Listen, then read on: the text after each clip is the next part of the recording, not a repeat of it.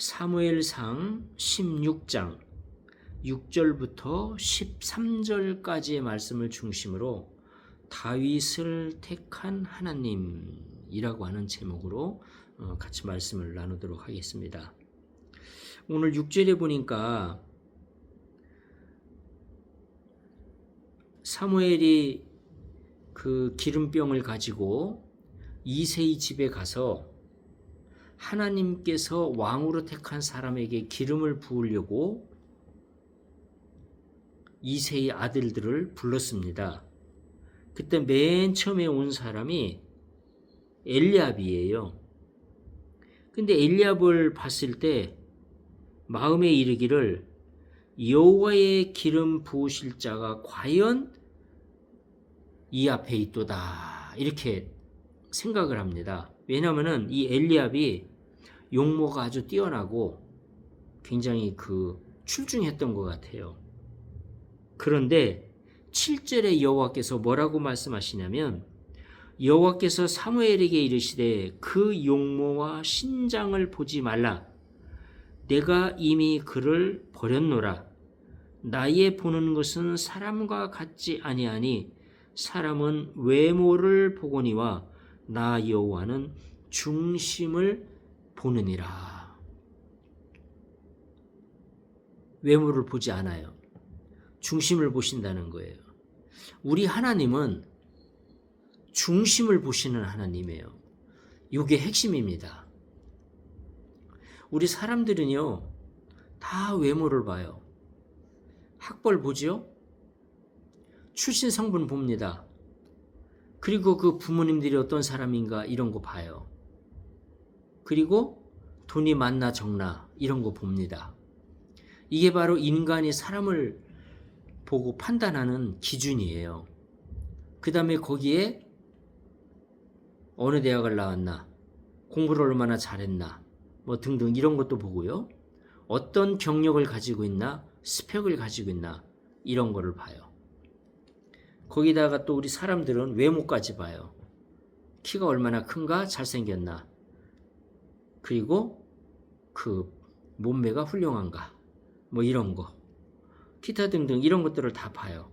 근데 우리 여호와 하나님은 중심을 보신다. 그래서 엘리압이 지나갔는데 하나님께서 이 사람 아니다. 그래서 또 둘째가 와요, 아미나답. 셋째가 와요, 삼마.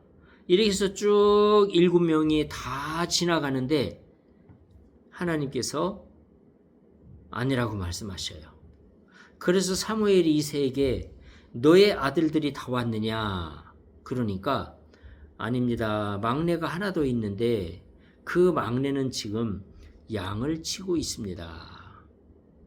그러니까 이 다윗은 막내면서도 굉장히 아버지를 열심히 도왔던 사람 같아요.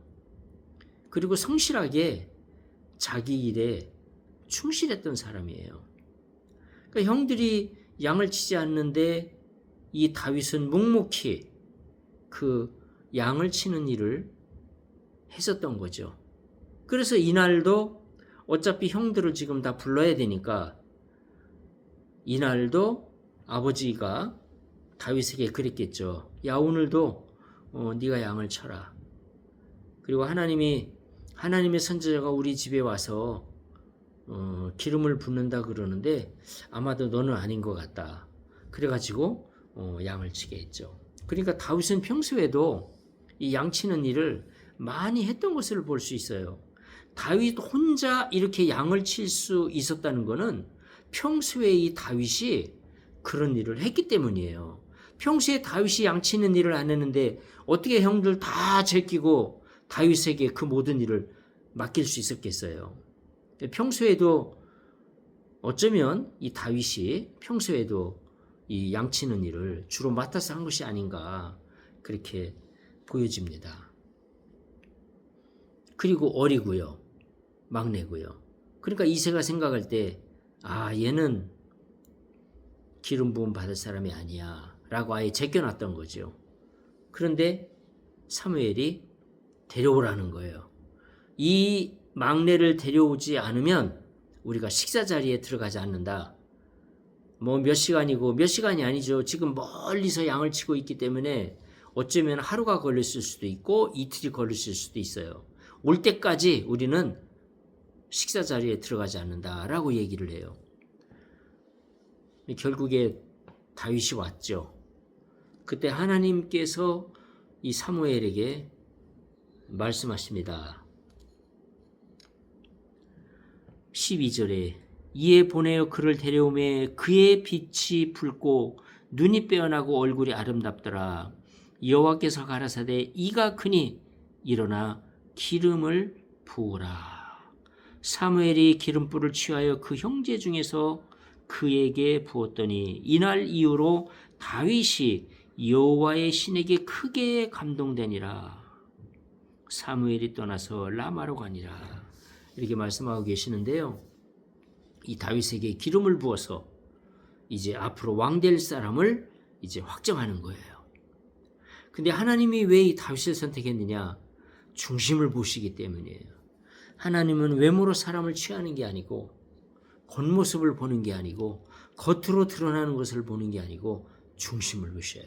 그래서 우리도 우리 인생을 살아갈 때 항상 중심으로 살아가야 돼요.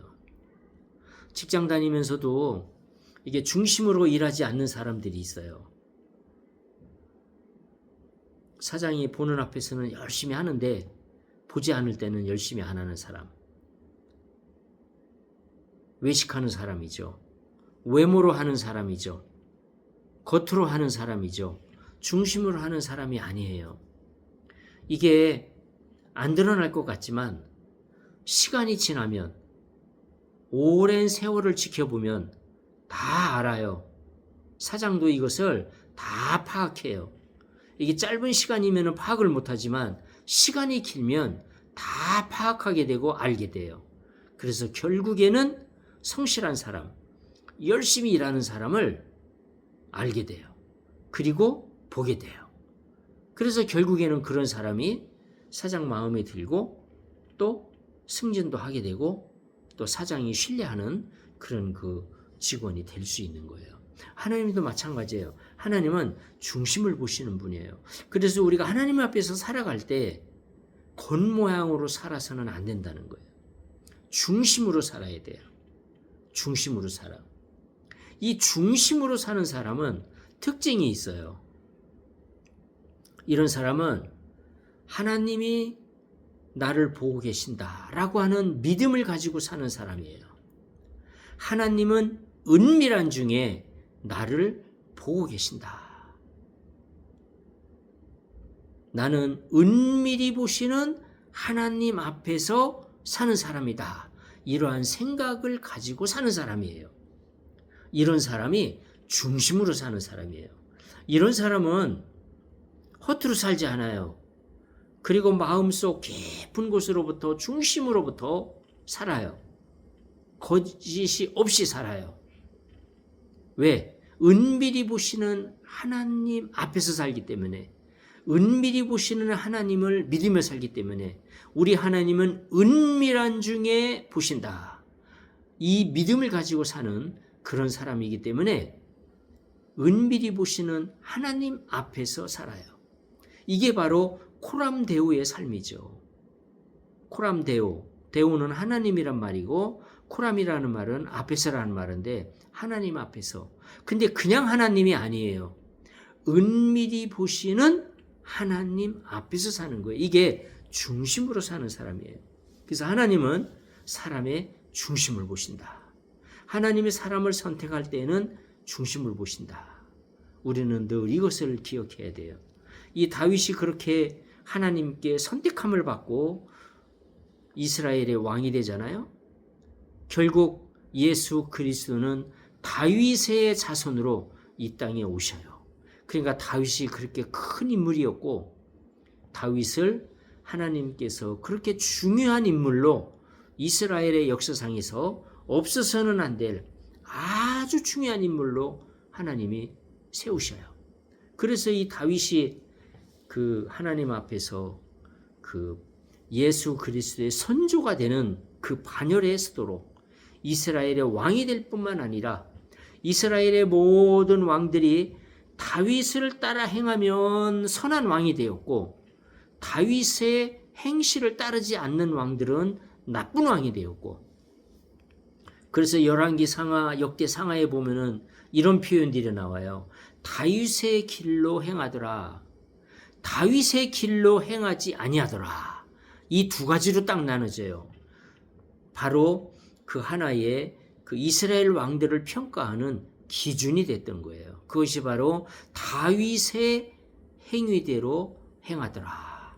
다윗의 길로 행하더라. 다윗은 하나님 앞에서 전심으로 살았던 사람이죠. 하나님을 섬기고 경외하면서 하나님을 두려워하면서 살았던 사람이죠. 물론 다윗에게도 인간적인 약점이 있었어요. 우리아의 아내를 범함으로 그 우리아를 결국 또 죽이게 하잖아요. 그러니까 정말 참 그 인간의 그 욕정에 그 감정을 절제하지 못하고 그것을 이기지 못해서 결국에는 그 선을 넘고 결국에는 또 우리아까지 죽이는 그런 그 살인죄까지 범하게 되는데 그게 바로 다윗의 오점이긴 해요. 정말 그렇지만 이 다윗이 그 오점을 남긴 이후에 철저히 회개하고 철저히 하나님 앞에서 눈물로 그 부분을 회개하고 돌이켜요. 그래서 결국 또 다윗이 하나님 앞에 인정을 받게 되는 거예요. 그래서 이스라엘 그 모든 왕 중에서 정말 가장 정말 하나님께 쓰임받는 그런 왕으로 세워지게 되는 거죠. 그래서 이 다윗이 살았던 그 삶의 그 중심은 그 삶의 그 모습은 뭐였느냐? 중심으로 살았다는 거예요. 중심으로. 겉으로 산 게 아니에요. 중심으로 살았어요. 그런데 중심을 보시는 하나님이 이 다윗을 선택하신 거예요. 그래서 우리도 이렇게 중심을 보시는 하나님을 믿고 중심을 보시는 하나님 앞에 산다면 우리의 삶은 달라져요. 은밀히 보시는 하나님, 그 앞에서 사는 삶이 코람데오의 삶이에요. 이런 삶을 사시는 우리 모든 성도님들 되시기를 축원합니다.